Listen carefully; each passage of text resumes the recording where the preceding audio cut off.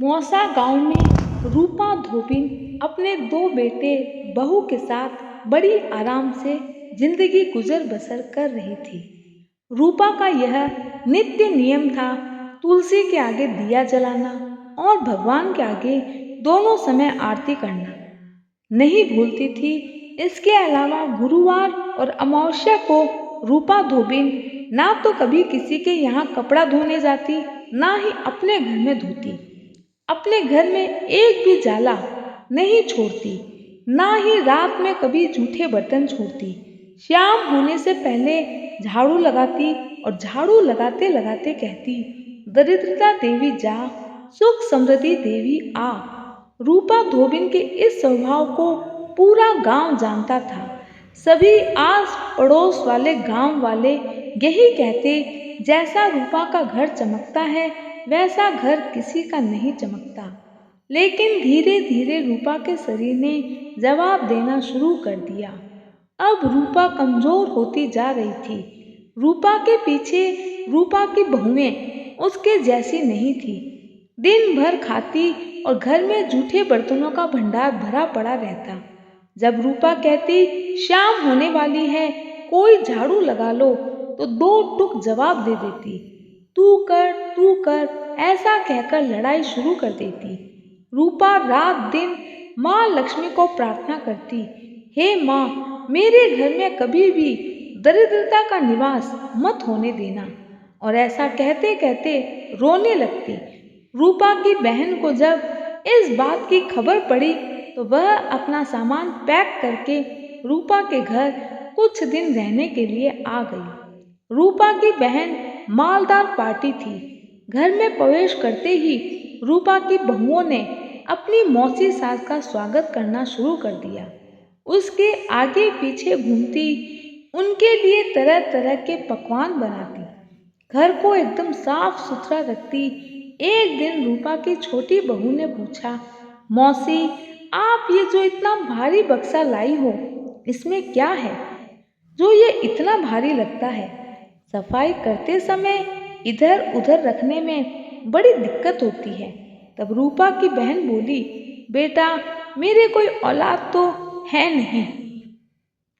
हमेशा सोचती हूँ मेरे मरने के बाद मेरे पास ये सोना चांदी गहने किसको दूंगी। तब रूपा की बड़ी बहू बोली, जो आपकी सेवा करे आप उसी को दीजिएगा, और किसको देंगे? यह बात तो तुमने एकदम सही बोली।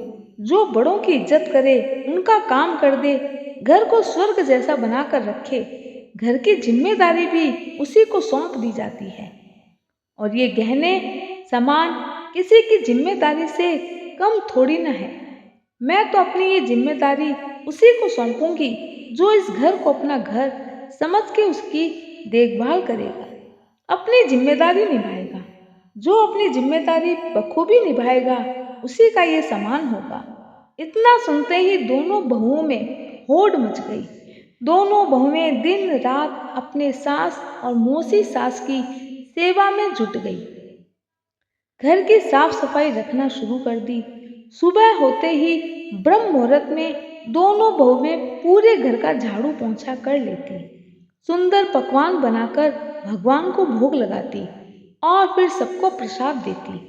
रात में सोने से पहले अपनी सास के पैरों में तेल लगाती और उनको बताकर सो जाती। पड़ोस की काकी ने देखा तो बोली, रूपा की बहुएं बिल्कुल रूपा जैसी, घर को चमका के रखती है। एक दिन की बात है, मौसी जी घर में दिखाई नहीं दी। तब दोनों बहुएं अपनी सास के पास आती है और पूछती है, माँ जी, मौसी कहाँ है? तब उनकी सास बोली, ये बक्सा खोलो। दोनों बहुत खुश हुई।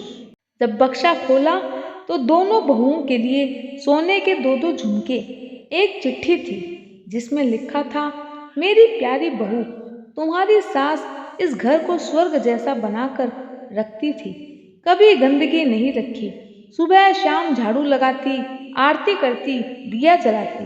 लेकिन तुम्हारी सास की बीमार होने के बाद में तुम दोनों ने इस घर पर बिल्कुल ध्यान नहीं दिया, तो तुम्हारी सास दुखी रहने लगी। तब मैं तुम्हें शिक्षा देने के लिए इस घर में आई थी। बेटी, मेरे जाने के बाद में भी इस घर में कभी दरिद्रता मत रखना। घर को ऐसे रखना जैसे तुम अभी बनाकर रखती हो। एक बात गांठ बांध लो, जहाँ पर साफ सफाई रहती है, बड़ों का सम्मान होता है, उस घर में लक्ष्मी सदा निवास करती है। चिट्ठी पढ़कर दोनों बेटे बहू की आंखों में आंसू आ गए। दोनों बहू ने अपने सास के पैर पड़ सास के पैर पड़कर माफी मांगी और अपनी गलती के लिए क्षमा मांगी। उसी रात रूपा धोबिन के सपने में माँ लक्ष्मी आई और बोली, अब तो तुम खुश हो रूपा। रूपा धोबिन मुस्कुराने लगी। जय माँ लक्ष्मी।